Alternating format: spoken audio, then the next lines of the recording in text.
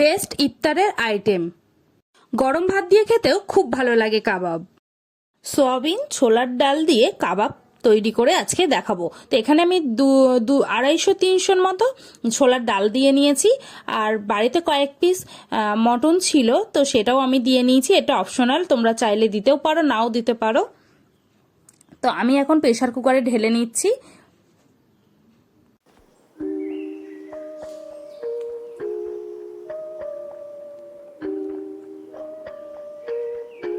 আর মাটনটা আমি প্রেসার কুকারে ঢেলে নিলাম। এবার মশলাগুলো দিয়ে দেবো। তো এখানে মশলাগুলো নিয়ে নিয়েছি। এখানে জিরে আছে, এলাচ আছে, দারচিনি, লবঙ্গ আর জয়িত্রী আছে। তো সবগুলো আমি আর এর মধ্যে দিয়ে নেব। দেখো দিয়ে নিলাম।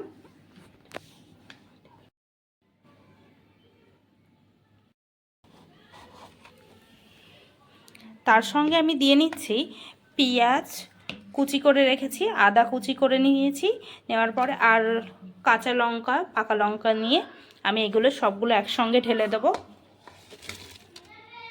সবগুলো একসাথে ঢেলে নিয়েছি।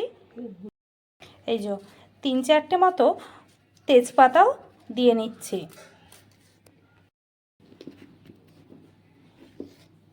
তো এই যে আমি হলুদের গুঁড়ো দিয়ে নিচ্ছি 1 চামচ, আর তার অল্প সামান্য মতো দিয়ে নেব। হলুদের গুঁড়ো দিয়ে নিলাম। এই যে ধনিয়া আর জিরের গুঁড়ো দিয়ে নিচ্ছি,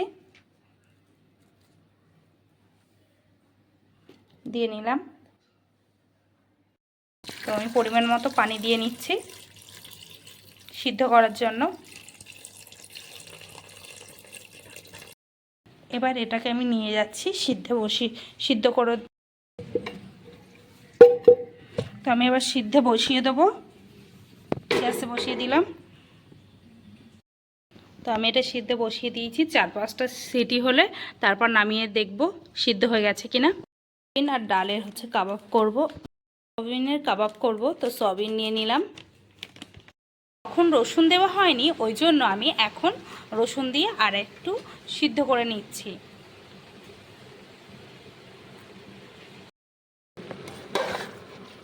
দেখো আর পানি দেবো না, যা পানি আছে এইটার থেকেই সিদ্ধ করে নেব।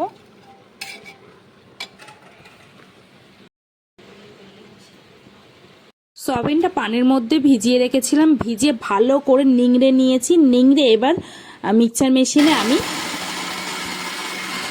দিয়ে নিচ্ছি। হয়ে গেছে। সয়াবিন বেশি পেস্ট করলে হবে না, যাতে সয়াবিনটা একটু মুখে লাগে সেরকম পেস্ট করতে হবে। দেখো এরকম। তো সিদ্ধ করে নিয়েছি। সিদ্ধ করে এবার মিক্সচার মেশিনে দিয়ে নেব।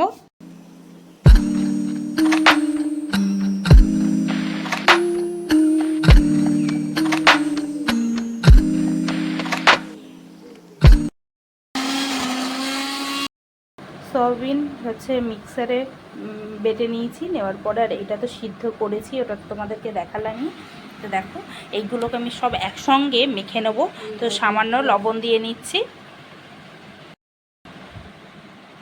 লবণ দিয়ে নিয়েছি।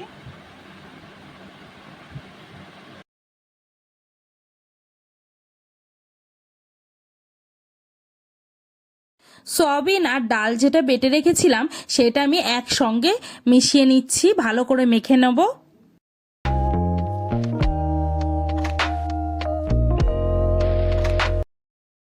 আমি ভালো করে মেখে নিয়েছি। নেওয়ার পরে পেঁয়াজ কেটে রেখেছিলাম, সেই পেঁয়াজগুলো দিয়ে নিচ্ছি।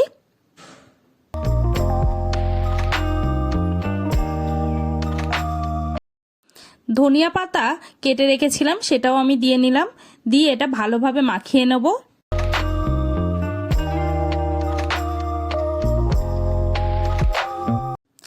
লঙ্কা কেটে নিয়েছি, পরিমাণ মতো লঙ্কা দিয়ে নিচ্ছি।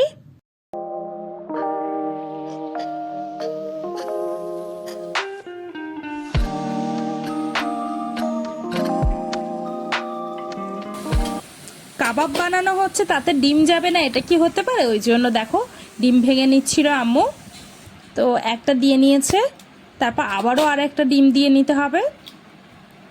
তো মোট আমি 3টে দিয়ে নেব। তো এখানে মোট আমি 3টে ডিম দিয়ে নিয়েছি। তো 3-4টে ডিম এরকমভাবে আমি দিয়ে নিয়েছি। দেওয়ার পরে এটা ভালোভাবে আমি মাখিয়ে নেব।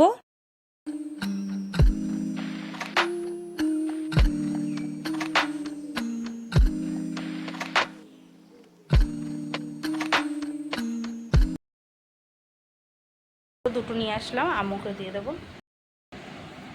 তো মোট 5টা ডিম দিয়ে নিচ্ছি।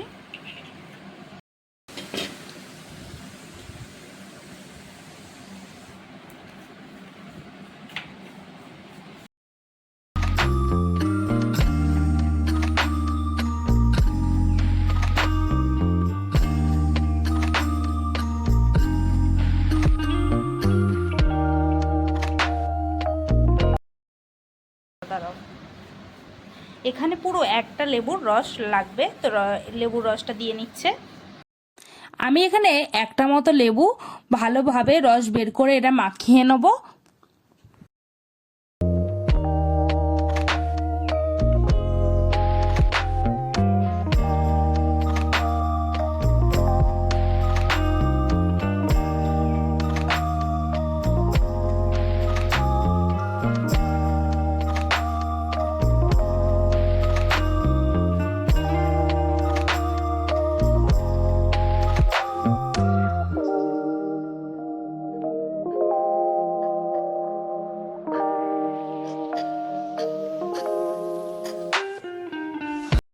তো এখানে মাখিয়ে আমি 15-30 মিনিটের মতো রেখে দিয়েছিলাম।